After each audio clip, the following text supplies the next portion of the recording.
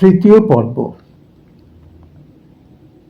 25শে March শনিবার সকাল 7টার একটু পরেই শিবপ্রসাদ সুরজকে নিয়ে এসে জেঠুর সঙ্গে পরিচয় করিয়ে দিলেন। গত রাতে কারো কোনো অসুবিধে হয়েছে কিনা জিজ্ঞেস করে জেঠুকে বলে শিবপ্রসাদ ফিরে গেলেন। সুরজ অর্থাৎ সুরজ মুন্ডার চেহারাটা ভারী সুন্দর, কালো, মজবুত গড়ন, লম্বা, বছর 27-28 বয়স, হাসি খুশি আর ভদ্র ব্যবহারের জন্য সকলেরই ওকে ভালো লাগার কথা। আসানসোলে একটি মিশনারি স্কুলে ছোটবেলায় কিছুদিন পড়েছিল, বাংলা তাই ভালো বলতে পারে। ওখানেও ড্রাইভিং শেখে, এখন ওটাই ওর পেশা। জেঠুর কাছে ওই গ্রামটির কথা শুনে সুরজ বলল যে ওই গ্রামটি ওর চেনা। ওখানকার পহান বা পুরোহিত এবং আরও লোকজনদেরও চেনে।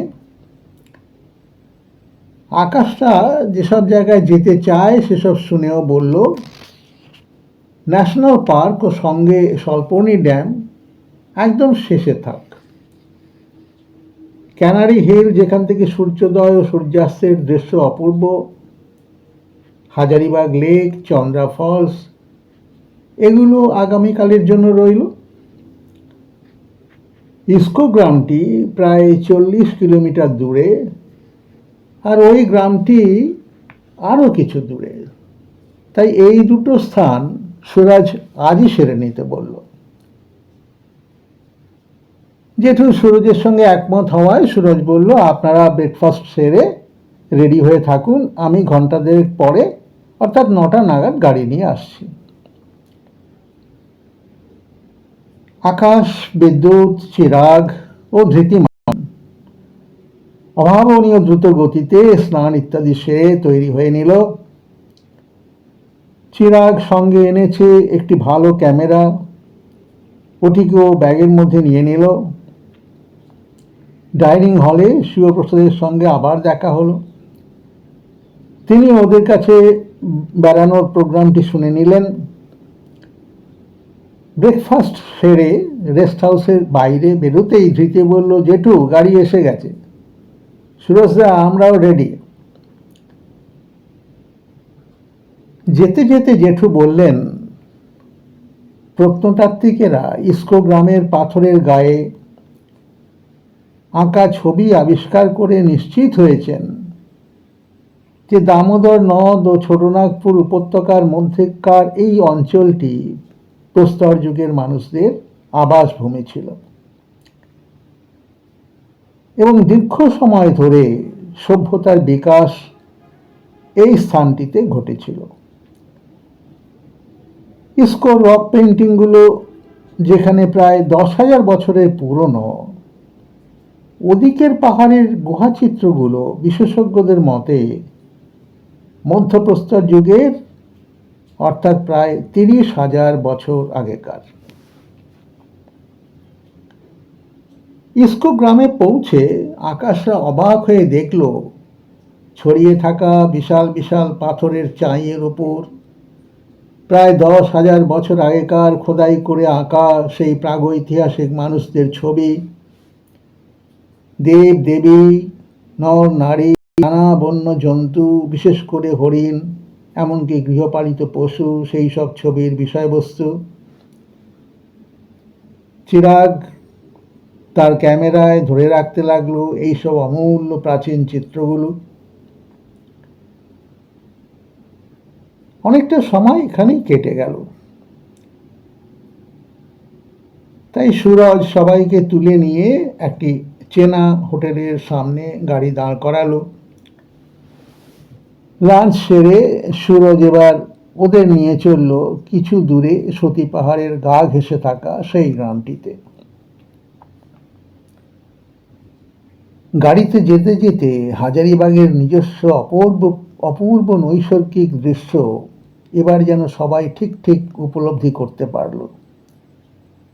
দূরের পাহাড়, অরণ্য, যেন সবাইকে এখানে এক নতুন জগতে প্রবেশ করতে আহ্বান করে।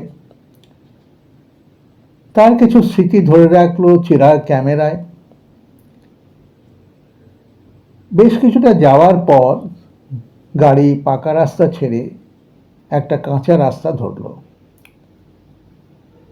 বেশ কিছুটা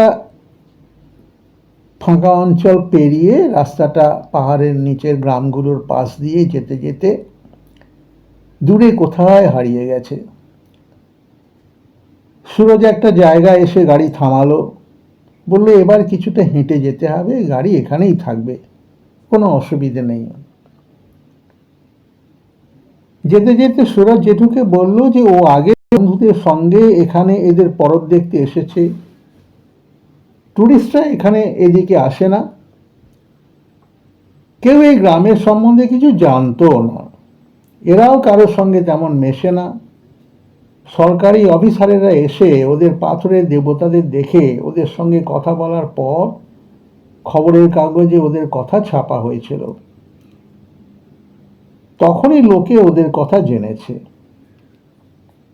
ওদের পুরোহিত সুরজকে চেনে, মুন্ডারা ওকে পহান বলে। পহানকে একবার সুরজ গাড়ি করে শহরে ঘুরিয়ে নিয়ে এসেছে, সেই পহানের সঙ্গে সুরজ পরিচয় করিয়ে দেবে, ওই পহানই সব কিছু দেখিয়ে দেবে। প্রায় 2:30 বাজে। গ্রামের মধ্যে ঢুকেই দেখা গেল গ্রামের লোকেরা ছড়িয়ে ছিটিয়ে এক এক জায়গায় কয়েকজন একসঙ্গে বসে কিছু বিষয় নিয়ে যেন আলোচনা করছে। নতুন লোকজন গ্রামে ঢুকছে দেখে স্বভাবতই ওদের সকলের দৃষ্টি এদের দলটির দিকে পড়ল। সুরজ মুন্ডারি ভাষায় ওদের সঙ্গে কিছু কথা বলে সকলকে নিয়ে চলল গ্রামের মাঝখানে একটি গাছের নিচে তৈরি পুজোর বেদির দিকে। বেদির একটি দূরে একটা ফাঁকা জায়গায় একজন ওদের মধ্যে প্রবীণ লোককে দেখা গেল আরো কয়েকজনের সঙ্গে কথা বলতে।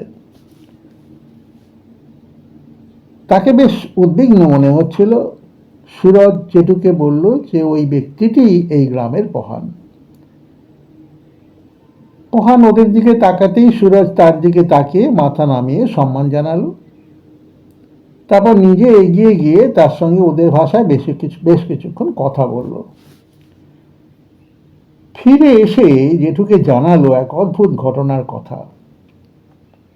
গতকাল রাতে পাহাড়ের দিক থেকে বনের পথ দিয়ে একজোড়া ভালুক আসে ওই গ্রামে। পুজোর বেদির কাছে লণ্ঠনের আলো জ্বালিয়ে যারা বসেছিল তাদের দিকে তেড়ে যায়। লোকগুলো ভয়ে দূরে সরে গেলে ভালুক দুটো বেদির উপর যেসব পাথরের তৈরি দেবদেবী ছিল সেগুলোকে এক জায়গায় জড়ো করে।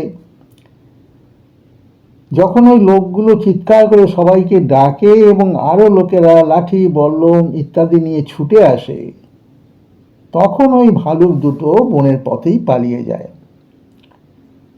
তবে কয়েকটা দেব দেবীকে ওদের থাবার মধ্যে করে নিয়ে যেতে লোকেরা দেখেছে। অন্ধকার বলে ভালুকের পিছনে তাড়া করতে ওরা আর সাহস করেনি। এই গ্রামে রাতে ভালুক আসার ঘটনা নাকি এই প্রথম। ওরা সবাই বেদিটির কাছে এসে দেখলো ওটি ধুয়ে পরিষ্কার করে নতুনভাবে পাথরের বস্তুগুলো সাজিয়ে রাখা হয়েছে। জেঠু বেদির খুব কাছে গিয়ে প্রত্যেকটি পাথর ভালো করে দেখতে লাগলেন। তার চোখে মুখে একসঙ্গে বিস্ময় ও আনন্দের প্রকাশ লক্ষ্য করা গেল। এবার তিনি আকাশের কাছে ডাকলেন, বললেন, বেশ ভালো করে জিনিসগুলো দেখ।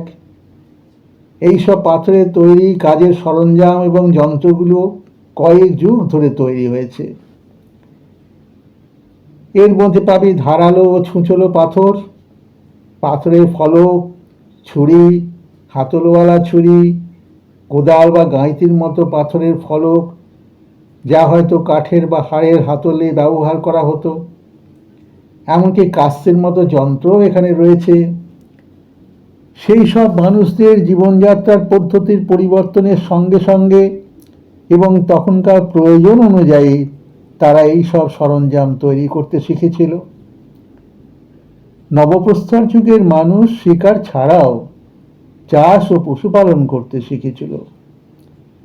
এই জন্যই তাদের নতুন নতুন কাজের সরঞ্জামেরও প্রয়োজন হয়েছিল। তাই এই হাতিয়ারগুলো তাদের জীবনযাত্রার পদ্ধতির পরিবর্তনেরও সাক্ষ্য দেয়। জেঠু আবার বললেন, এইটা সত্যি অবাক হওয়ার কথা যে এই সব হাতিয়ারগুলো এই মানুষেরা বংশ পরম্পরায় এত হাজার বছর ধরে সযত্নে রক্ষা করে চলেছে। যুগের পরিবর্তনের সঙ্গে সঙ্গে একসময় মানুষ এইসব পুরনো হাতিয়ারগুলোর প্রয়োজন নিশ্চয়ই হারিয়েছে, কিন্তু তার বেশ কিছুকাল পরে হয়তো তাদের বংশধরেরা এগুলোকে পূর্বপুরুষদের রাখা পবিত্র দৈবী বস্তু মনে করে পুজোর বেদিতে বসিয়ে পুজো করতে শুরু করেছে।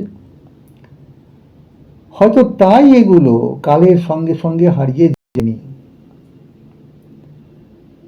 তারপর একটি বেশ বড় কালো পাথরের চাঙড়ের দিকে সকলের দৃষ্টি আকর্ষণ করে জেঠু বললেন, এইটি ভালো করে লক্ষ্য কর, এটি একটি ভালুকের মূর্তি।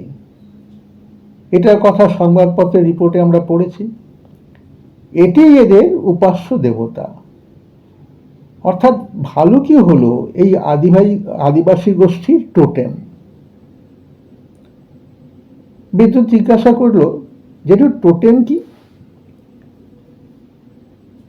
কথার মাঝে সুরজ এসে জেঠুকে বলল, স্যার, পহান এসেছেন আপনার সঙ্গে কথা বলতে। জেঠু পিছন ফিরে দেখেন আদিবাসী পুরোহিত কয়েকজনকে সঙ্গে নিয়ে এসে দাঁড়িয়েছে ওর সঙ্গে আলাপ করার জন্য। জেঠু এবং পুরোহিত পরস্পরের সঙ্গে সসম্ভ্রমে নমস্কার বিনিময় করলেন। পুরোহিত কাছের একটি পাতা দিয়ে ছাওয়া ডালপালা দিয়ে তৈরি ঘরের দাওয়ায় বিছানো পাতার তৈরি লম্বা আসনে সবাইকে বসতে অনুরোধ করলেন। মুন্ডারি ভাষা যদিও কিছু বোঝা যায়, তাও সুরজি দুজনের মধ্যে দোভাষীর কাজ করতে লাগলো। জেঠু জানালেন যে তিনি খবরের কাগজে এই গ্রাম ও এখানকার দেবদেবীদের কথা পড়েছেন এবং তাই ছেলেদের এইসব দেখাবার জন্য অত দূর থেকে এখানে এসেছেন। তারপর পুরোহিতকে জিজ্ঞাসা করলেন যে পুজোর বেদিতে ফলমূল কিছু রাখা ছিল কিনা, যার লোভে ভালুকদের এখানে আসা। জানা গেল যে কখনো সেরকম কিছু বেদিতে রাখা হয় না যার জন্য ভালুক আসতে পারে। গ্রামে আগে কখনো ভালুক আসেও নি। গভীর বনের মধ্যে ফল মধু খেয়েই ওরা থাকে, সচরাচর ওদের চোখেও পড়ে না। পুরোহিত আরো জানালো যে আজ সকালে দুই পাহাড়ি সাধু বাবা গ্রামে এসেছিল। তাদের কাছে গ্রামের লোকেরা ঘটনাটা বলতে সেই সাধু বাবারা বললেন যে ওই ভালুক বাবা আর ভালুক মা হলো দেবতা। ওরা গ্রামের লোকেদের কোনো ক্ষতি করতে আসেনি, ওরা এসেছিল ওদের সন্তানদের নিয়ে যেতে। সেই সন্তানদের নাকি গ্রামের লোকেরা আটকে রেখেছে, ওরা নাকি আবার আসবে। ওরা এলে যেন গ্রামের লোকেরা ওদের ফলমূল দিয়ে পুজো করে আর যেন কোনো উৎপাত না করে। একটু থেমে পুরোহিত বলল যে পুজোর বেদিতে রাখা পাথরের বস্তুগুলোকে তারা দেবতার সন্তান বলেই জানে ও পুজো করে। তাদের দেবতা ভালুক রাজ তাদের এতদিন রক্ষাই করে এসেছেন, কিন্তু আজ তাদের নিয়ে যেতে কেন তিনি আসবেন? তাহলে কি গ্রামের মানুষ কিছু অন্যায় কাজ করেছে? এইসব চিন্তায় তাদের সবাইকে খুব মনমরা করে রেখেছে। কোনো বিপদ বা অমঙ্গলের ভয়ে সবাই খুব চিন্তিত। জেঠু পহানের কাছে জানতে চাইলেন কোন দিক দিয়ে ভালুকেরা গ্রামে ঢুকেছিল আর ফিরে গেল কোন দিক দিয়ে, আর সত্যিই কি ওরা সঙ্গে করে কিছু নিয়ে গেছে ওই বেদি থেকে? পহান ভালুকদের ঢোকা এবং বেরোনোর পথ দেখাতে নিয়ে যাওয়ার সময় বলল যে ও নিজেই সব দেবতাগুলির পুজো করে। বড় দেবতা ছাড়া 40টি দেবতা বেদিতে ছিল, তার 8টি খোয়া গেছে। এটা খুবই অশুভ ঘটনা। বেদির পিছন দিক থেকে যে রাস্তাটি গ্রামটির মধ্যে দিয়ে ও পরে ওদের আবাদি জমির পাশ দিয়ে বনের দিকে চলে গেছে, সেই রাস্তা ধরে পহান সকলকে নিয়ে গ্রামটির শেষ পর্যন্ত পৌঁছতে দেখা গেল রাস্তাটা তারপর দুভাগ হয়ে গেছে। একটি পাহাড়ি পথে বনের মধ্যে ঢুকে গেছে, আর একটি বাঁদিকে মোড় নিয়ে কিছুটা গিয়ে একটা বড় সড়কের সঙ্গে মিশেছে। পহানের অনুমান জঙ্গলের রাস্তা ধরেই ভালুক দুটো গ্রামের মধ্যে আসে এবং ওই রাস্তা দিয়েই আবার বনে ফিরে যায়। জেঠু পহানকে জিজ্ঞেস করলেন গত রাতে এদিকে বৃষ্টি হয়েছিল কিনা। পহান জানালো হ্যাঁ, আর বৃষ্টির পরেই ভালুকেরা গ্রামে ঢোকে। আজ অবশ্য দিনের রোদে চারদিক শুকনো খটখটে। জেঠু দুটো রাস্তাতেই বেশ কিছুটা একা একা হেঁটে কোনো কিছুর খোঁজ করলেন। তারপর ফিরে এসে পহানকে নিয়ে আবার বেদির দিকে ফিরে চললেন। সেখানে এসে জেঠু বললেন যে ঘটনাটা খুবই উদ্বেগের। যেগুলো হারিয়ে গেল সেগুলোর মূল্য শুধু এই গ্রামের কাছে নয়, সারা দেশের কাছেই এদের মূল্য অনেক। পহানকে পরামর্শ দিলেন এবার থেকে যেন গ্রামের মানুষ পাড়া করে রাত জেগে বেদি পাহারা দেয়। ফিরে আসার আগে পহানের অনুমতি নিয়ে চিরাগকে বললেন বেদিটিকে একসঙ্গে এবং পাথরের বস্তুগুলো যতটা সম্ভব আলাদা করে ছবি তুলে নিতে। গ্রাম থেকে বেরিয়ে গাড়ির কাছে যখন ওরা পৌঁছলো তখন সন্ধে হয়ে গেছে। যা দেখার জন্য এতদূর আসা তা দেখতে পেয়ে আকাশটা যেমন খুশি, তেমনই ওগুলোর কয়েকটির অদ্ভুতভাবে খোঁজা যাওয়ার ঘটনায় ওরা বিমর্ষ। ধৃতি বলল জেঠু ওদের আর দেরি না করে এইগুলোকে সরকারি মিউজিয়ামে দিয়ে দেওয়া উচিত, না হলে তো এইভাবে এইসব অমূল্য সম্পদ হারিয়ে যাবে।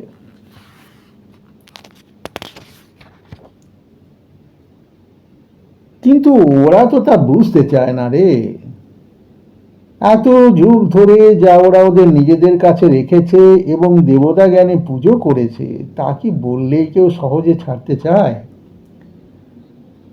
আর ওগুলো যে আসলে কি বস্তু সে ধারণাই তো ওদের নেই, আর তা বোঝাতে চেষ্টা করলে ওরা তা মেনে নেবে না। সেই চেষ্টা কি যে বিশেষজ্ঞরা এখানে এসেছিলেন তারা করেননি? জেঠু বললেন। তারপর বললেন গত রাতের ঘটনাটা সত্যিই অপ্রত্যাশিত। ঘটনাটা ওদের কাছ থেকে শোনার পরেই যেন ঠিক বিশ্বাস হচ্ছে না আমার।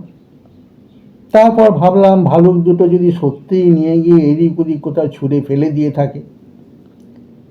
তাই রাস্তাটার আশপাশটা দেখলাম। আরো অবাক হলাম ওই সাধু বাবাদের আগমন এবং তাদের ভবিষ্যৎবাণীর কথা শুনে।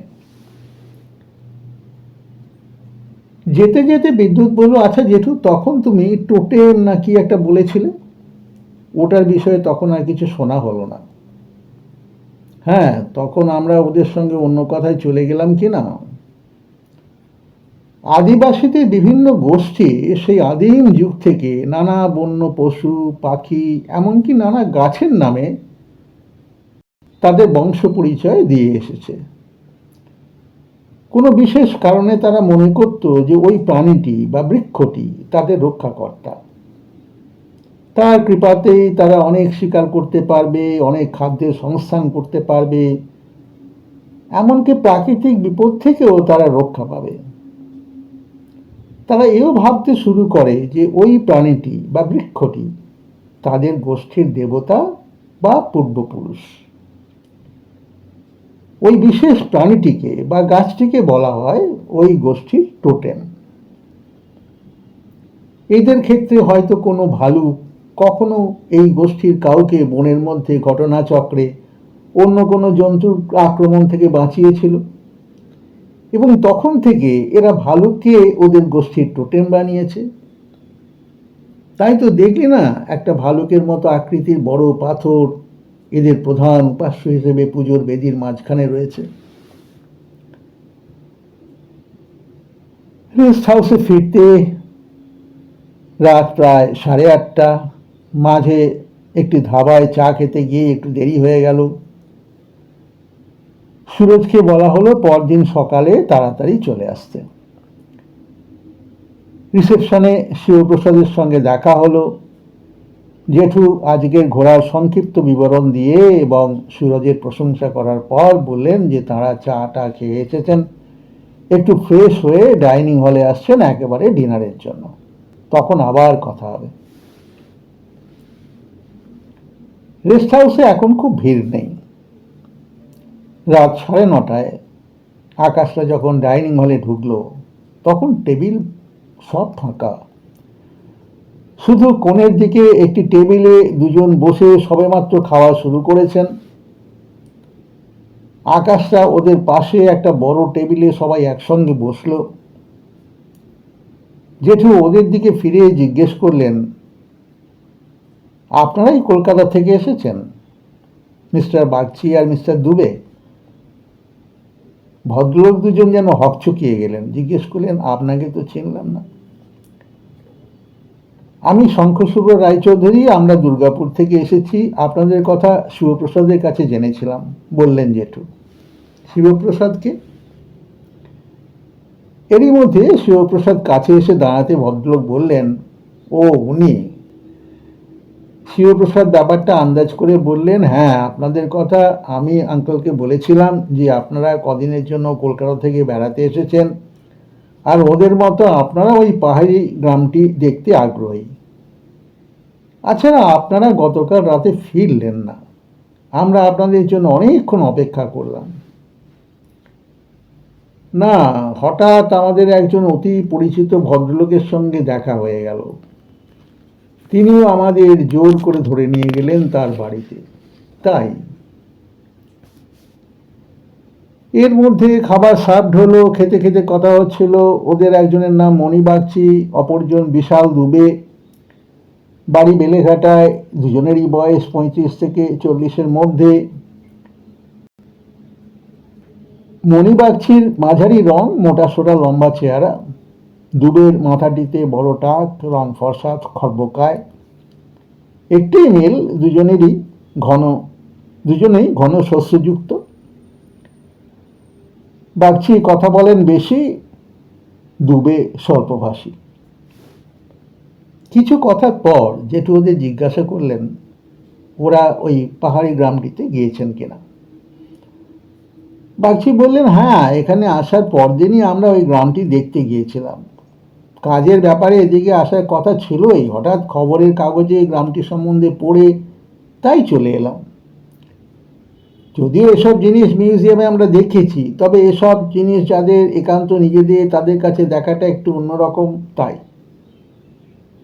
তারপর আকাশের দিকে তাকিয়ে জিজ্ঞেস করলেন, কি কোন কোন জায়গায় ঘুরলে? গতকাল রাতে আমরা এসেছি, আজই আমরা প্রথম বেরোলাম। দেখলাম ইস্কো রক পেন্টিং, তারপর গেলাম ওই গ্রামটিতে প্রস্তর যুগের হাতিয়ার ও অন্যান্য ইমপ্লিমেন্টস দেখতে।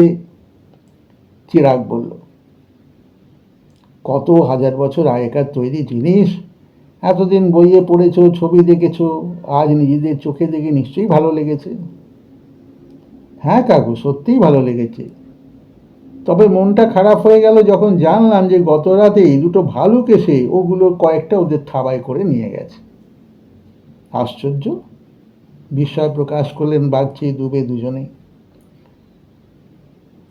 ওরা আর কদিন আছেন জেঠু ওদের জিজ্ঞেস করাতে।